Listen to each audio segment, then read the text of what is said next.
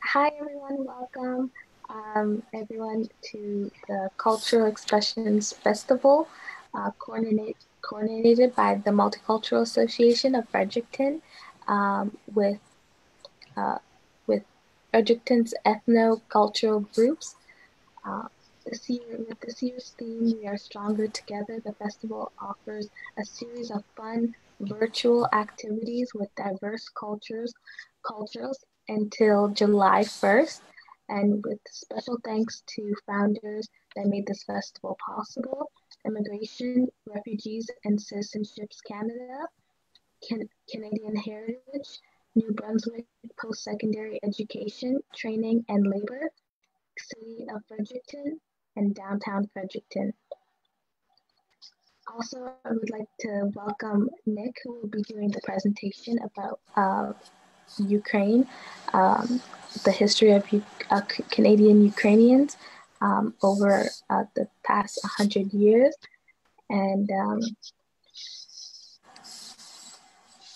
bienvenue tout le monde à le Festival d'expression culturelle coordonné par l'Association multiculturelle de Fredericton en partenariat avec les groupes ethnoculturels de Fredericton sur le thème de cette année, nous sommes plus forts ensemble. Le festival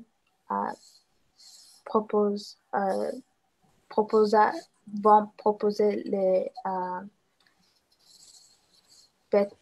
virtuelles activités jusqu'au 1er juillet. Nous veux remercier tous les participants et toutes les barrières des fonds de ce festival. L'immigration, réfugiés et citoyens canadiens, patrimoine canadien, l'éducation postsecondaire, formation et travail au Nouveau-Brunswick, ville de Fredericton, centre-ville de Fredericton. Et je vais dire bienvenue à Nick qui nous rejoint aujourd'hui et qui va faire la présentation sur l'histoire des Ukrainiens canadiens pendant les 130 ans. Merci pour tout le monde de venir. Thank you so much for the introduction. I forgot to unmute my microphone again. And I just wanted to let everyone know that my name is Katya. I work at the Multicultural Association of Fredericton, and I will be here on the background for any technical support or questions you may have. So please feel free to write comments below in the chat and enjoy the presentation. Nick, on to you. Thank you so much. Thank you, Katya and Marel. I really appreciate for this great opportunity to talk a little bit about the history of Ukrainian immigration in Canada. And I will talk about my ancestors, and then I will continue with my own story of immigration, because I immigrated to Canada just 4 months ago, and I still remember so many details. So the first immigrants in Canada appeared in the beginning of 19th century. However, the mass flow of Ukrainian immigrants started in 1891 with just 2 brave men who decided on overseas adventure because of the rumors of the free land here. It was in 1891, and they came from Carpathian village. It's in the west part of Ukraine, and those men's name was Ivan Pilipev and Vasily Yeleniak. And it was true about the free land. At that time in Canada, every newcomer could get up to 65 acres of the land for just $10. So I suppose it was a good sale. And in time, those 2 brave Ukrainians founded the largest Ukrainian community in the city of Chipmont, province Alberta. And Vasil Imeliak subsequently became the mayor of that town. They were very prosperous and famous farmers of that time. And also one of the successful and very popular immigrants of that time decided to help his compatriots, and he came back to Ukraine, and he launched there a huge PR campaign with talkings about Canada, and he promoted idea of immigration to Canada among his compatriots in Ukraine. He printed brochures, articles, advertisements in newspapers, and he even traveled around the cities and villages in Ukraine and talked about Canada, the country of great opportunities for every farmers. And as far as the Ukrainians of that time were oppressed by the authorities, Austro-Hungarian authorities, they unfortunately were not very happy living in their homeland. So eventually they decided to move to Canada by the whole big village groups. And most of those people settled in virgin lands of provinces Manitoba, Saskatchewan, Alberta, and Quebec. Today, almost 1.5 million of people with Ukrainian history lives in Canada. And among those people, hundreds of well-known politicians, businessmen, athletes, scientists, and etc. But I would like to mention that everything started with just two brave Ukrainian men who came here and they decided on that overseas adventure. And I would like to show you just several slides of that time, how it looks like.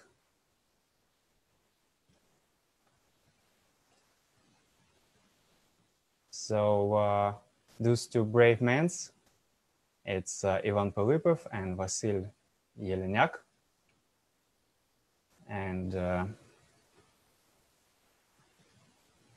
this is how looks the advertisement in newspaper of that time. It's written like 200 million acres for rent in the west part of Canada. And every newcomer can get up to 160 acres of land for farmers' purposes. And this is the house in Ukrainian style at that time. And yes, there are so many well-known and famous Ukrainians here.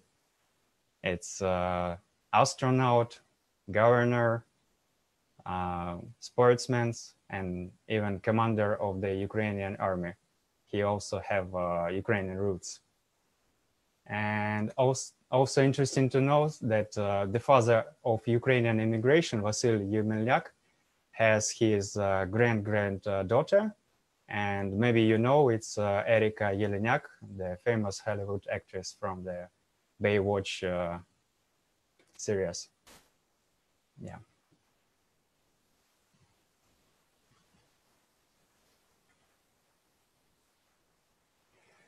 So as for me, I have the same motivation for immigration like that people almost 130 years ago. I would like to share to you my story. So my full name is Nick Kobysh, and I immigrated to Canada almost 4 months ago. I would like to tell you my story of taking big decisions, battles inside myself, and just tell you my experience. So I was born in USSR, grew up in Ukraine, and since my childhood, I enjoyed watching Hollywood movies, listening to English music, and reading all that stories about successful immigrants who made it. And probably that time I created my dream to move Canada one day.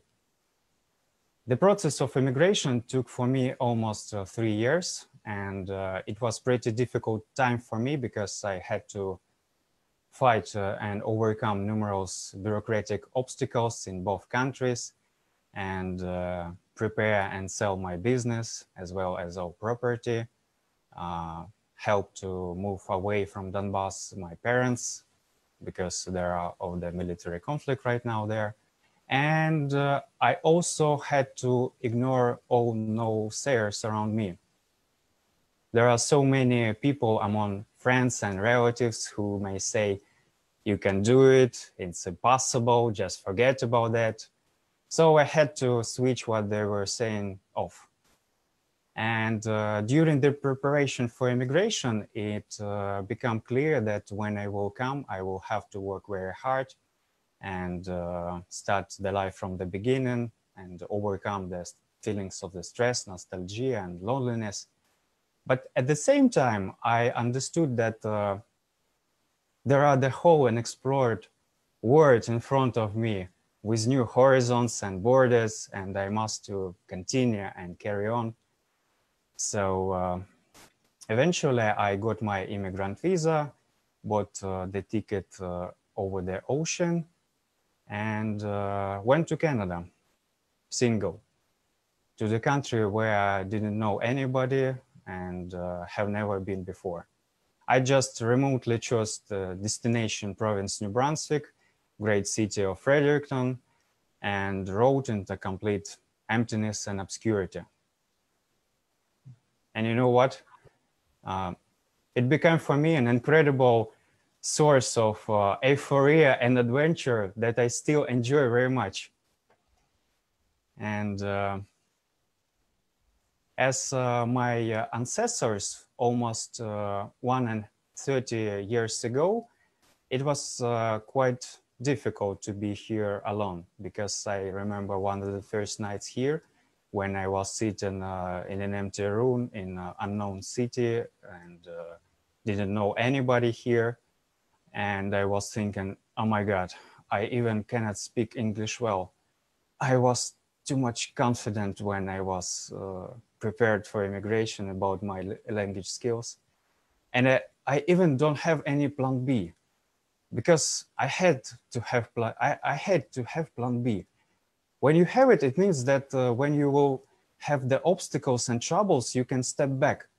But I cannot step back.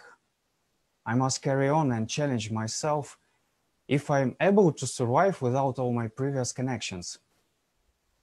I would like to mention that our connections, it's something like the cords that attach to our bodies and stabilize ourselves in environments. I want to explain. It's something like I have the cord that attached to my body, and this is my house when I can feel comfortable and safe. And also I have the cord of my mother who can help me and take care if I'm sick. And also the cord of my girlfriend who loves me and gives me the warmth. And there are so many other cords like my lawyer, accountant, and the friends, and all that people who can help me and protect, and if I will need it. Ladies and gentlemen, this is totally terrific when there are no cords and you are against the whole world. I mean, not against, of course, but I have to fight and make to come true the vision of success and happy life that I'm standing for. And right now I'm really happy because despite this lockdown and COVID-19 situation, I have the feeling and vision that I will be a successful immigrant like my ancestors. I can earn money here for living as I did it in Ukraine. When I was there, I started to work since 16, and I was the loader in the public market. I was self-employed IT technician when I learned the computer, and then I started the business of reselling the cars, and then I started to sell sports supplies. Then I created the brand of the kitchen tools, and deployed online sales. Then finally, I founded a telecommunication company that became the best in the city. And I was so inspired by the stories of my ancestors who came to this country more than 100 years ago. And if any one of you have the voice of your heart to start new experience, something new, it could be anything. I would suggest you not to be afraid of cutting that cords, because in time you will get the reward of that wonderful and amazing sense of adventure. Thank you.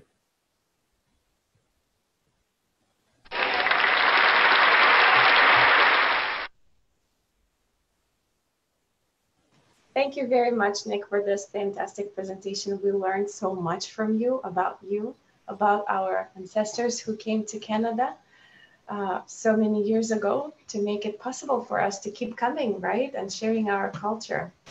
What about your experience now? You have been in Canada for about 4 months. How do you feel now comparing to that first night when you felt kind of alone and somewhat discouraged because you may have felt that it was a mistake? You don't know anyone here. What's next? Maybe you were overconfident, but now you look just as confident. It sounds like it. Thank you so much. To tell the truth, that 4 months become for me like the 4 years, because there are so many things happened. But you know, I'm trying to write down everything that I'm thinking about, and the things is changing so fast. To tell the truth, it's getting more similar and similar to the Ukraine here for me, and I'm getting more comfortable now. That's fantastic. Well, thank you for coming live to share with us. Thank you for being able to offer this time to us and share your experience as well. And it's a very precious time and very precious thing that takes bravery, right? It's your personal story. And we're excited that we're going to have another performance live tonight at 7 p.m. And we hope that you will be able to join us, Nick, and share some comments and feedback with us. And during this performance at 7 p.m., we'll have a few members of our community singing traditional and modern Ukrainian songs in Ukrainian. So that's the highlight of the evening. Tune in at 7 p.m. And tomorrow throughout the whole day, actually, we're going to have a lot of educational content with Culture Spotlight Bangladesh. So tune in, guys. We look forward to sharing more content with you until July 1st. And if you did not watch our live stream about Ukrainian crepes, you just can scroll through the feed and find the recipe and see how Victoria makes the crepes. Thanks, everyone, and we will see you online soon. Thank you.